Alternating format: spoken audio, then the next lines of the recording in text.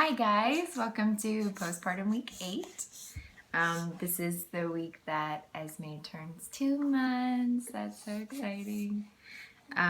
Actually, by the time this video posts, she will be 2 months, but she's getting so big.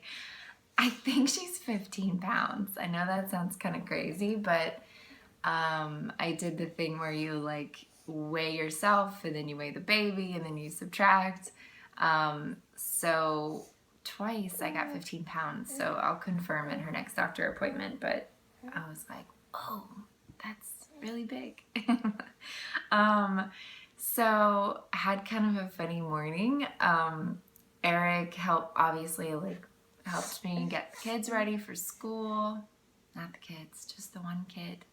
But so I was getting Esme ready and Eric was getting Wyatt ready and making him breakfast, making me breakfast, and then, we got everything together, got in the car, got out the door, and driving to school, and Esme starts crying, but she won't take the passy, and I was like, oh no, I think she probably pooped. And she's been having these crazy mornings where she's like having big blowouts, and I was like, oh, it's fine. I packed a whole bag of clothes, we're good. So we get to school, and it's a little chilly this morning, so get there, find a parking spot, get out, I pick her up, and she's covered in poop.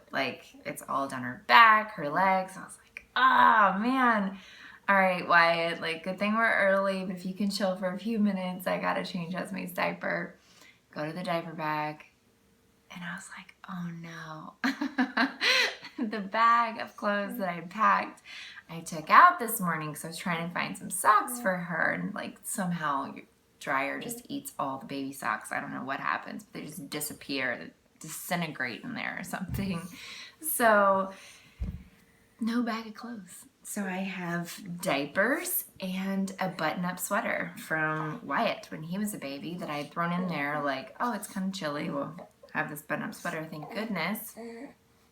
So I wrap her up in the Oh, she's pooping right now. I wrap her up in the carrier. Please don't get on my outfit. Oh God, it's so loud. And then I clean her up, and I'm like, she's barely clothed, but she's gonna be warm in the carrier. And I grab Wyatt, and the whole time he's like, oh, gross, it's all over her clothes. Put clothes on her, mama. And so, anyway, it was a mom fail, but we made it to school on time, and she wasn't cold because I had her in the carrier, so it was all good. But anyway, so now we're back home. She has clothes on. We're gonna go pick up her brother. It's a new start. Oops. Okay, I'm back. So as you can see, we're in a different position. I just went and changed her diaper really quick. I was afraid she was gonna poo all over me, which would not be good. All that talk about poo really got her going. So, okay, so some of you have written in to ask what I was talking about with Esme having a hard time with transitions. So I thought I would talk a little bit about that today, in case any of you have the same issue, and maybe this would help you. But Esme, I was noticing pretty early on that any sort of change or disruption in where she was at, if she was laying down and I picked her up really fast, or if I'm holding her like this and I switched her to a different position, she'd start crying. And I was like, that's so bizarre. I don't, why it wasn't like that. So I didn't know if I was hurting her in some way, and I kept thinking something wrong with your back? Am I holding you wrong? It was just, I don't know, it was just weird. And then I remembered that later, when the babies were a little bit bigger, in my Mommy and Me class, my teacher had talked about telling your baby what you're going to do. And I remember her saying that because I had a question about, what do you do about them crying the whole time you're putting clothes on them? And there's a part of the Rye philosophy is that you, you know, are communicating and telling the baby before you do anything. So, and Teresa knows a lot more about that than I do, but it works so well, and it worked really well for Wyatt. I would tell him, okay, I'm going to take your onesie off. I'm going to take your little arm out. I'm going to put your onesie back on, and I'm going to come in. I'm going to pick you up. And I was sort of talking him through everything, and that clicked in my brain, and I was like, oh, maybe that's what she needs. So the next time she was kind of fussing and wanting me to pick her up, I said, okay, I can see that you're upset. I'm going to come in and I'm going to pick you up. And so I was talking her through the whole thing. She didn't cry.